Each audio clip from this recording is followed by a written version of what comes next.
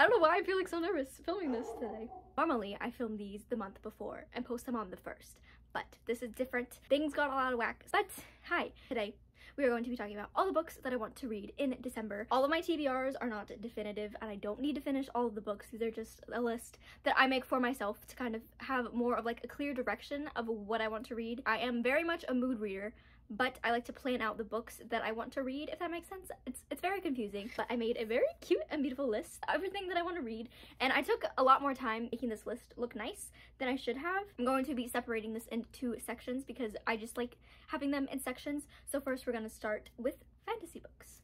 This first one, I don't know if this counts as fantasy or if it would more so be like a sci-fi book, but I'm just gonna include it in this because it's the only one that I have in this genre, so I feel like it's fine in being in here, you know. And that is The Lunar Chronicles by Marissa Meyer. If you watched my November TBR, you probably saw this in there because I already talked about it, but I actually started it this month and I am almost done with Cinder.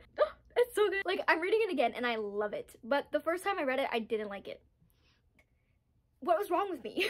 It is so good and it's so addicting. I definitely see why everybody loves this series so much. I'm so excited to continue it. So this is definitely on my the top of the list of things that I want to read in December is just the whole Lunar Chronicles series because it's so good. I see the hype. And for those of you who don't know, the Lunar Chronicles is like Disney princesses reimagined in this sci-fi futuristic world. That is really all that I know, and it's great. Next up, we have another reread, which is Mistborn, or The Final Empire, by Brandon Sanderson. I actually read this, I think back in 2017, I want to say, and I adored this, but I never continued on with the series. I feel very motivated to finish off the Mistborn series and to just be back in this world. Very good. It's very magical and like I just love the vibes, and I just want to finish the series, you know. I don't really know how to give a proper description of this book because there's just a lot that goes into it. Basically, the main premise is there are different like powers that people can have if they ingest a certain type of metal. You can't have like all the powers. It has to be like a specific metal like tailored to you. I think I remember how it works. I just don't know how to explain it. It's very unique and it's very, the way that it's done is so beautiful and it's amazing. There's just something about the winter that just has like high fantasy, like dense high fantasy vibes, and I love it so much.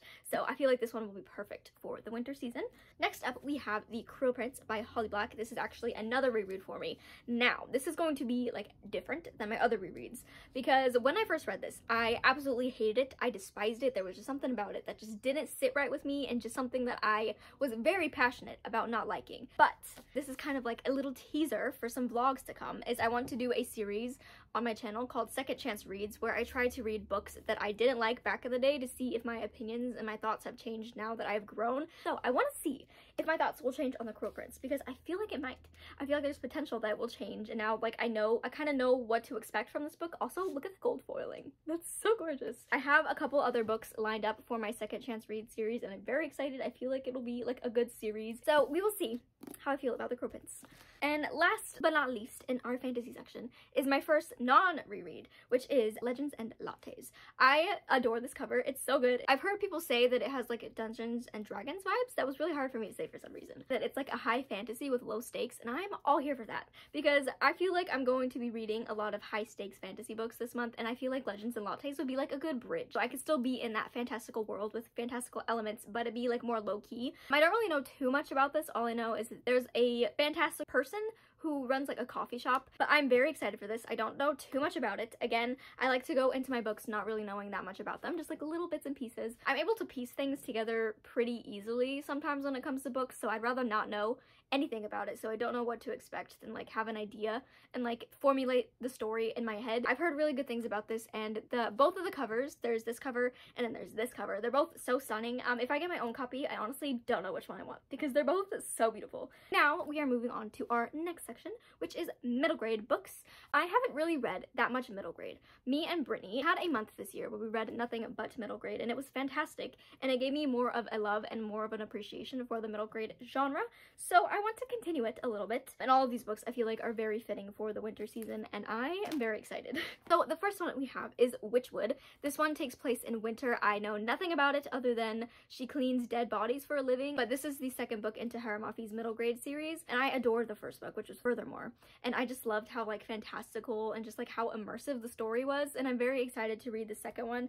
It sounds so good. And then next we have another reread actually, which is The Girl Who Drank the Moon. I don't remember when I read this, but I remember absolutely adoring it and like swearing by this book because it's just so good, and it was nothing like I've ever read before, and there's just something about it that's just so magical. I think I actually read this in winter, so now it's like associated to the winter season for me, so I want to revisit this. Like this cover, just look at that. Just everything about it is perfect. So this book takes place in a small town, and in this town they believe that there is a witch living in the woods, so every year they offer a baby as a sacrifice to hopefully keep her from terrorizing their town. But what they don't know is that she's actually a very kind witch, and she thinks that they're just leaving their kids there for no reason. So she ends up rescuing them and taking them to this town where she offers them like a new life, a new family on her journey. She feeds them starlight to keep them fed and to keep them healthy. But one year she accidentally feeds this child moonlight instead, and it spirals off from there. She gets some weird abilities that she's never seen in a child before, and she kind of tries to keep it from her. There's a little tiny dragon, there's a swamp monster. It is so magical, it's so immersive, and I love the world, and I'm very excited to read it again to see if I still love it as much as I did the first time. And next up we have Amari and the Night Brothers. This one I have heard a lot about because I think the sequel recently came out, and it just looks like such a good story. I don't really know too much about this story, but I've heard that it's really good. And our last section is going to be contemporary / romance books. There's one romance and the rest are contemporary, but I didn't want to have them in two separate sections, so we're combining it together. So first up we have In Holidays by Christina Lauren. This is the Besties and Books book club pick for the month of December. It's a book club that I host with my friend Brittany, and this is the book that we picked. So if you guys are interested in participating, definitely follow us on Twitter. We are trying to utilize it more, and last month was very chaotic and we fell behind on a lot of things. So I'm hoping that December we can really get it in gear. But yeah, so this is our December pick for Besties and Books. I know nothing about this story. I've heard people talk about it, but it just goes in one ear and out the other. Like I have not retained what this book is about, but I'm very excited. Heard other people say that they really enjoy it, so I'm excited to see if I like it. Next up we have The Afterlife of Holly Chase. I have been wanting to read this book since it came out. I just haven't got myself to do it, and I don't know why, but this year I am determined. This year I am going to read The Afterlife of Holly Chase if it is the death of me. And it just doesn't feel right reading it any other month other than December before Christmas, so I have to read it this year. Saying it in this TBR will hold me accountable to actually read it this year.